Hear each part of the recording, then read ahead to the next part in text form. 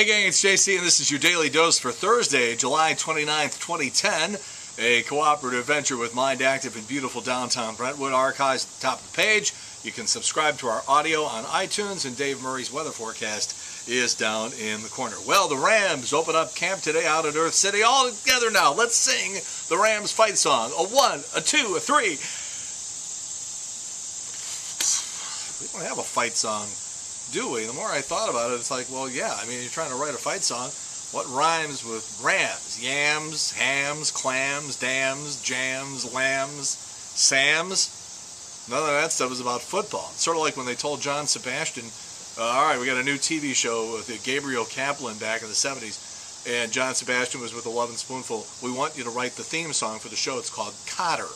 So he sits down at the piano and starts realizing there's nothing that rhymes with Cotter, me, I'm otter. So he said, okay, I've written a song called Welcome Back, Cotter. So the whole TV show was changed from Cotter to Welcome Back, Cotter, and you know the rest. It's all history. So I guess the Rams will have to change their names if they want a decent fight song.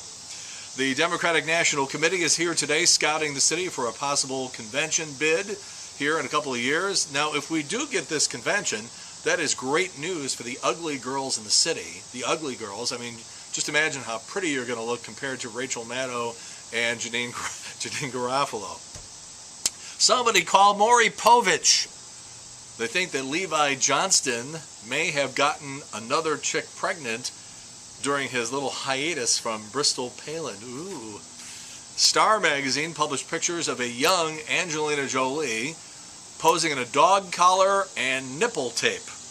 Publication of the pictures caused Angelina a lot of pain, but not nearly as much as in my wrist.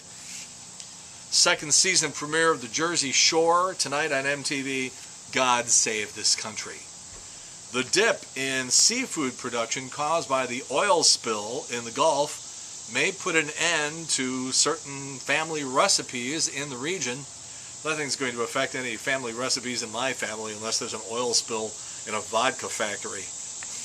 American Idol trying to replace Simon Cowell. You know, they brought their original producer back, and he is talking about possibly a complete overhaul of the entire show. Now, one of the names on the list to replace Simon is Harry Connick Jr.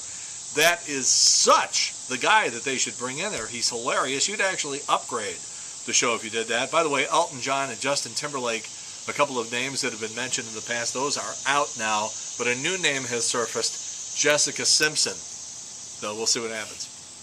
A whopping 0% of people said that they would pay to use Twitter. It's a University of Southern California study, so it's got some credibility behind it.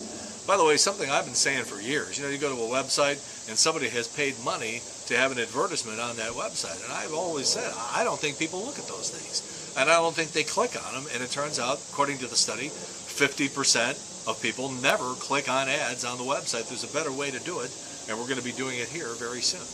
By the way, the world's oldest Twitter user just died at the age of 104. Well, see, now you know what really happens when you exceed 140 characters.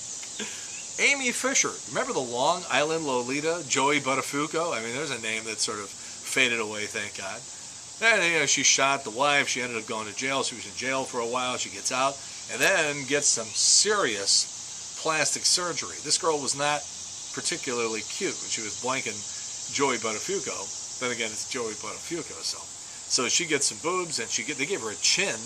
They fix her eyes. I got to tell you, she looks freaking great now, and that's good news because she has announced a full-on porn career. She just signed on to do 4 films.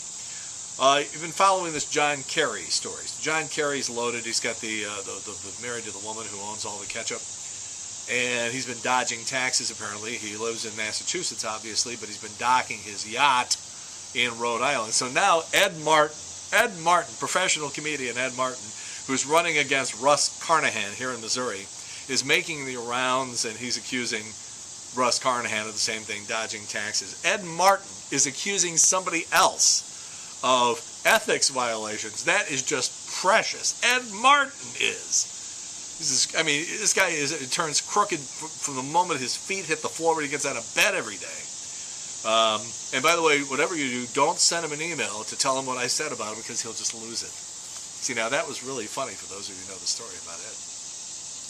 We have another new study, speaking of politics. You know, every time they do these surveys, they say, oh yeah, Americans are totally against this Obama health care plan that was passed a few months ago. Well, it turns out, now they've got a new study, and it turns out almost all of that resistance is coming from the elderly. And they think that their existing benefits, Medicare, Medicaid, stuff like that, are going to be cut or eliminated, and that's wrong. There's nothing in the Obama health care plan that says those things are going to happen. Those people are misinformed according to the study, and that is their language. And gosh, how would that happen? How would something like that happen? It wouldn't be like a certain party was trying to benefit from the situation by deliberately misinforming elderly people to try to take advantage of the situation.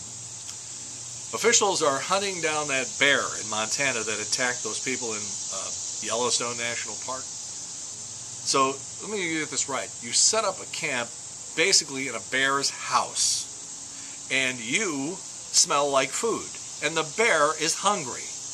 This is as dumb as sticking your head into the lion's cage at the St. Louis Zoo.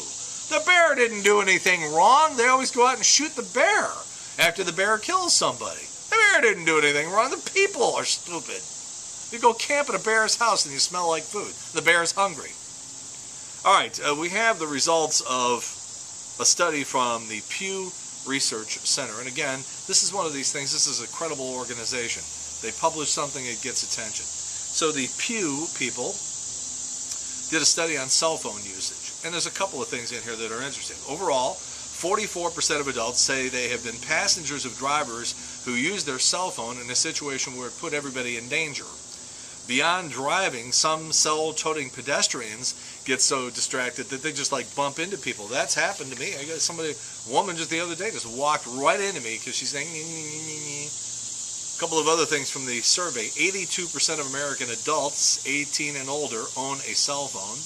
Drivers using phones are 4 times as likely to cause a crash as other drivers. I mention this because Channel 5, goddammit, they will not pull this promotion that they are running, where they're like, okay, we want you to take a pledge. You go to our website, ksdk.com, and then we want you to take this pledge that says you won't talk on your cell phone when you're driving. Well, first of all, that's unrealistic. Genie's out of the bottle. People are going to do it. I mean, it's not like I'm against that idea, but people aren't going to do it. It's a waste of time. But the part that they say is, we want you to text and stuff like that, and that I understand. But they say, and if you talk on the phone, we want you to pledge to use a hands-free device. Every study ever done, including this one, shows that you're just as distracted if you're using a hands-free device. It's a completely fallacious position, and the people who conceived this and put it on the air, Channel 5, should be fired because they don't know what they're talking about. By the way, just as a little cherry on top of this story, cell phones carry 18 times more bacteria than the toilet handle in a men's public restroom. Have a nice day. All right, JC's Wayback Machine. We're going back to 1986 for a Craig Hawksley. You've seen Craig open for all these comedians out at Westport and everything.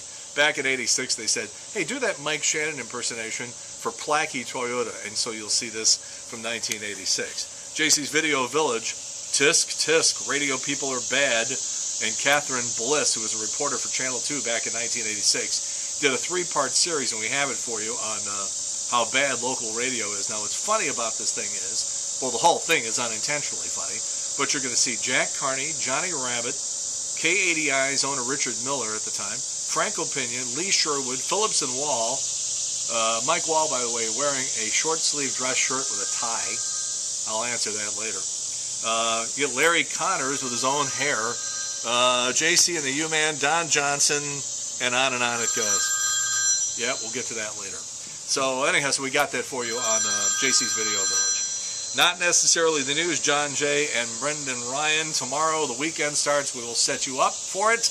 In the meantime, that's it. JC's Daily Dose for Thursday, July 29th, 2010. A cooperative venture with Mind Active in beautiful downtown Brentwood. Tell everybody you know that we're here, right here at jcontheline.com. In the meantime, we've beaten this one to death. Have a good one. See you later. Bye.